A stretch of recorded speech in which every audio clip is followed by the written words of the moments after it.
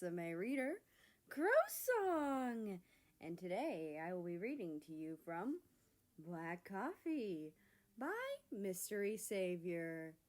Now, on to Act 1, Chapter 1.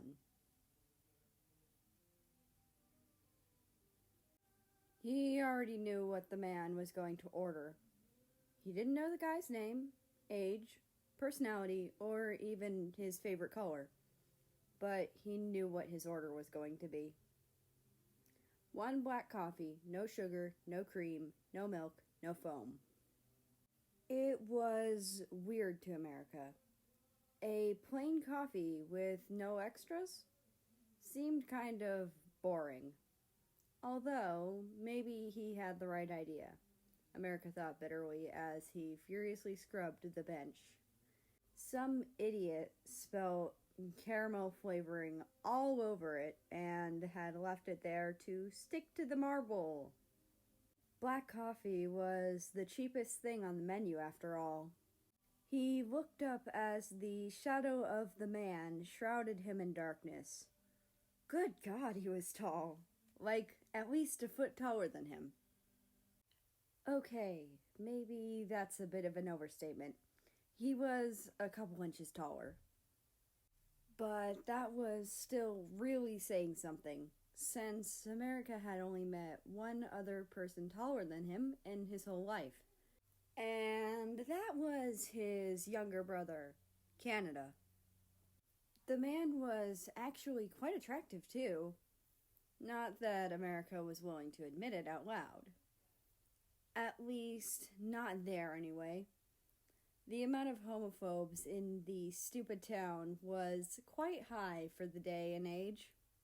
The man had on a blue and white striped t-shirt and some black jeans. He also had a black Adidas jumper with white stripes tied around his waist by the sleeves, and a cute, fluffy brown ushanka.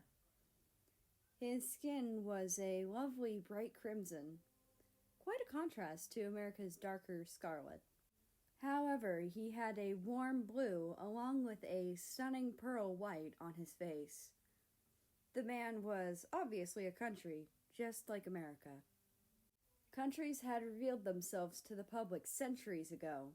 Usually, in their countries, they would be revered for their status and only worked for government jobs, or for some countries, for the royals. However, once the humans figured out if you kill a country, their country dies with them, attacks on their race grew to an all-time high, so they had to go into hiding. Now they wear disguises to help them pass as monoskins, which is their term for a human.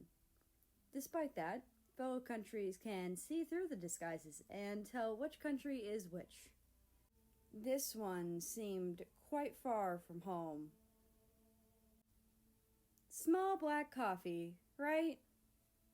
America asked the man before he had even had the chance to speak. The man chuckled slightly, attractively, he might add, and nodded. America grabbed a cup from the pile and got to work using the machine to fill it to the brim with coffee. As he worked, he contemplated slipping some sugar or cream in there, free of charge. But the more he thought about it, the less he wanted to risk it. What if he buys black coffee because he likes it that way? What if he's lactose intolerant? What if the sugar's too sweet? What if he's a special type of diabetic that can't have sugar? What if America accidentally poisoned him and he never came back again? Soon enough, the cup was filled and America clipped the white plastic lid in place to keep it from spilling. He returned to the tall country waiting at the till for him and grabbed a pen from his pocket that he carried around everywhere with him. His father had given him the pen when he was just starting high school, back when his father didn't hate him nearly as much as he did now. Back in the old days when his dad loved him because he assumed that he was still straight. The pen was a black ballpoint pen with stars all over it, along with the names of all the constellations. Not that he needed the names, of course. He had memorized every major constellation by the time he was 10. After the fiasco with his dad, he considered throwing it out, but ultimately decided against it. It might have bad memories behind it, but it was a good goddamn pen.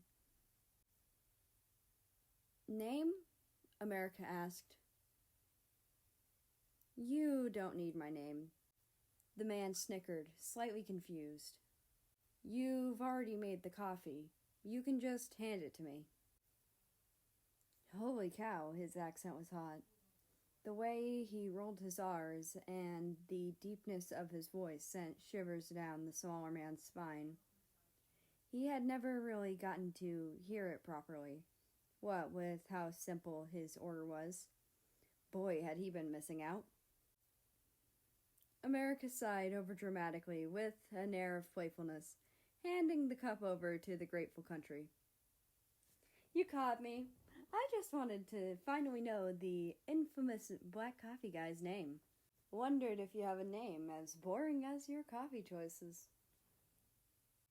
The country winced at the nickname, pretending to be insulted. What? Can I not have my own preferences? Am I too boring for you? America grinned at that, happy to have someone to mess around with. The people at his work were all super lame and tired of his shit. Of course you can have your own preferences. A hot guy like you can have anything he wants. America decided to risk it. He winked at the taller country.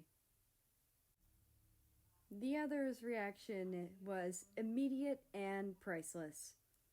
His eyes widened, his cheeks reddened profusely, and he had to swallow his coffee quickly before coughing a bit into his arm.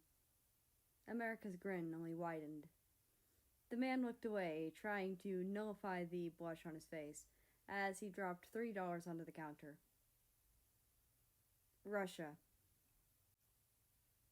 America smiled. He liked that name. Nice name, hot stuff.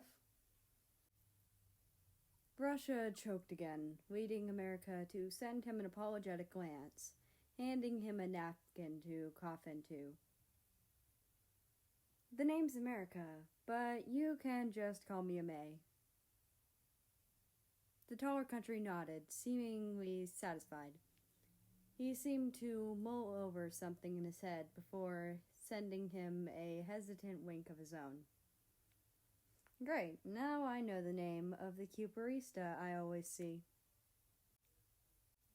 America flushed and hid his face in his red-striped hands, feeling his cheeks slowly get warmer.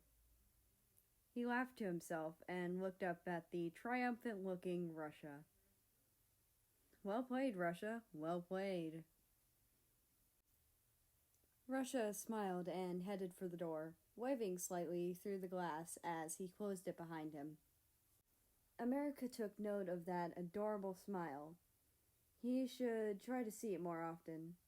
As he busied himself with other customers, he had the realization that he had extra shifts today. He wouldn't get home until 7:30 at best, and he still had to study for his engineering final. He froze in the middle of creating a mountain of foam on top of a caramel frappe. He forgot to give Russia his number. And that's the end of the first chapter. I hope you really enjoyed it, because I did. That being said, I would like to invite you to join the Discord, which is linked down in the description below. And I hope you have a nice rest of your day, night, or whatever it is for you. Just enjoy your time. And I will see you tomorrow.